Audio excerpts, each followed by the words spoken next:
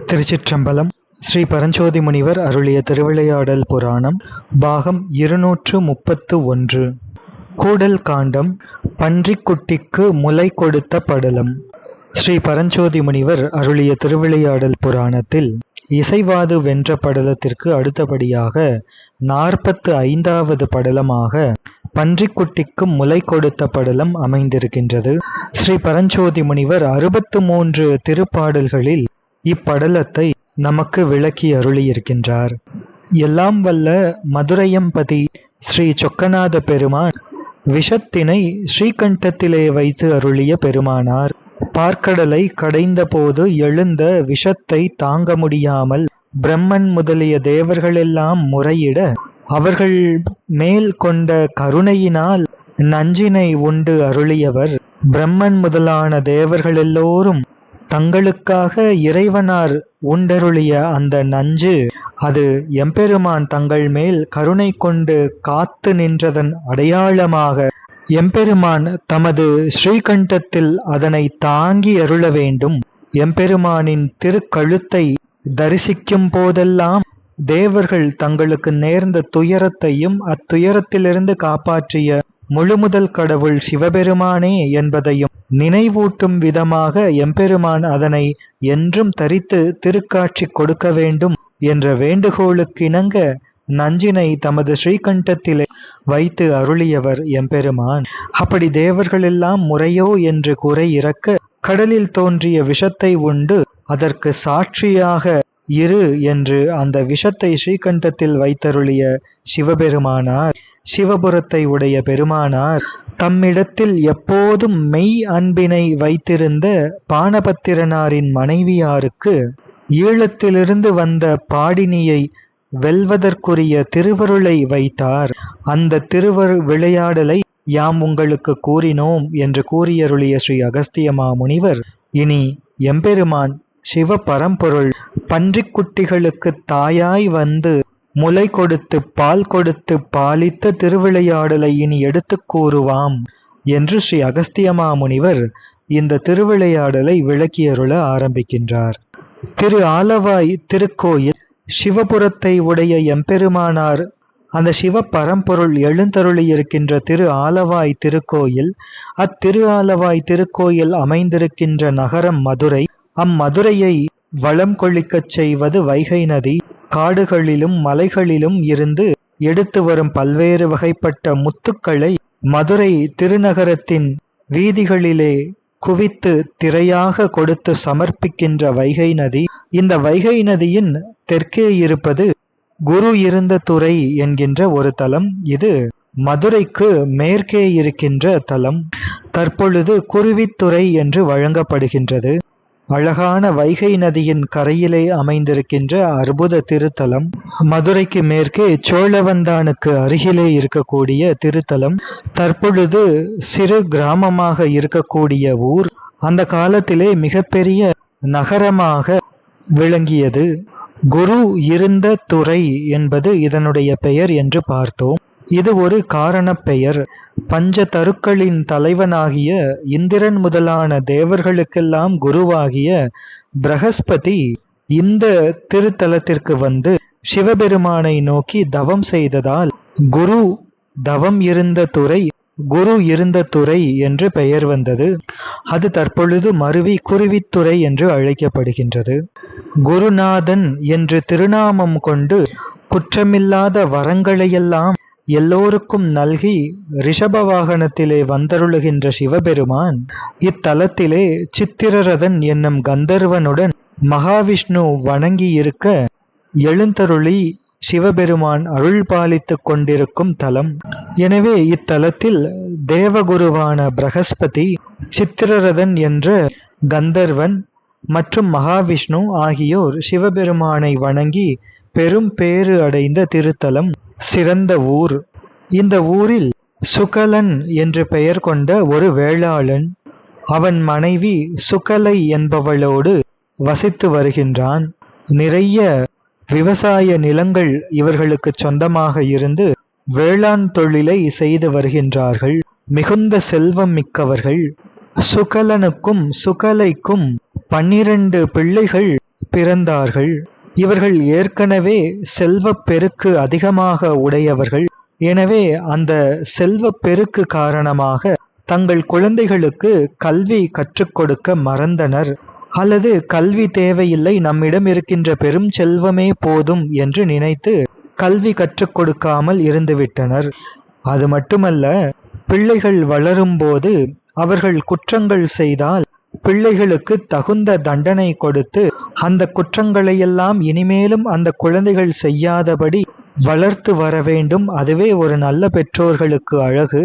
ஆனால் இந்த சுகலனும் சுகலையும் தங்களது 12 பிள்ளைகளும் தவறு செய்தால் கூட அந்த குற்றத்தை கண்டபோது அவர்களை தண்டிக்காமல் வளர்த்து வருகின்றார்கள். நல்ல செல்வச் செழிப்போடு அந்த 12 பிள்ளைகளும் வளர்ந்து வருகின்றார்கள்.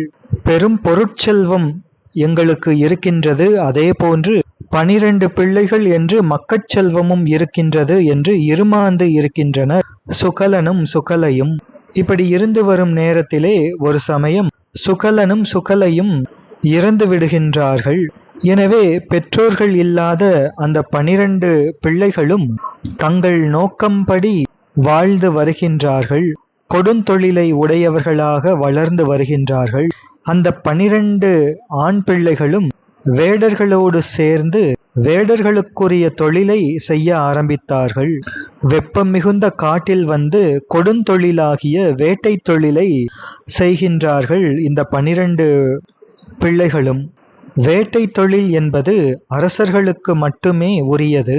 அரசர்களும் வனவிலங்குகள் வனத்தை தாண்டி வந்து தம் குடிமக்களுக்கு இடையூறு செய்யும் போது மற்றும் வனவிலங்குகள் அளவின்றி பெருகிய போது அவைகளையெல்லாம் கட்டுப்படுத்துவதற்காக வேட்டையாடுவார்கள். எனவே அரசர்கள் செய்தால் அது வேட்டை தொழில், அது சாஸ்திரத்திலே அங்கீகரிக்கப்பட்ட தொழில். அதே நேரம் அதே வேட்டையை சாதாரண மக்கள் செய்தால் அது உயிர்கொலை என்று கருதப்படும். அப்படி உயிர்கொலையாகிய வேட்டை தொழிலை செய்து வருகின்றார்கள் இந்த 12 பேரும். அப்படி வேட்டை தொழில் செய்து வரும்போது ஒரு நாள் சூரிய கிரணமும் செல்லாத ஒரு அடர்ந்த புதரின் கீழே சென்று விலங்குகளை தேடும்போது அங்கே பிரகஸ்பதி தவம் இருப்பதை பார்க்கின்றார்கள்.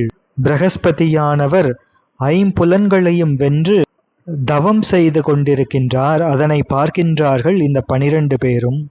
இவர்கள் இந்த 12 பேரும் கொடுந்தொழில் செய்பவர்கள், அது மட்டுமே தெரிந்தவர்கள். அப்படிப்பட்டவர்கள் இங்கே ஒரு பெரியோர் 5 புலன்களையும் அடக்கி தவம் செய்கின்றாரே என்று பார்த்த மாத்திரத்தில் பெரும் வியப்பு கொண்டனர். அதோடு அவரை பரிகசித்தனர், கைகொட்டி சிரித்தனர் பிரகஸ்பதியை பார்த்து.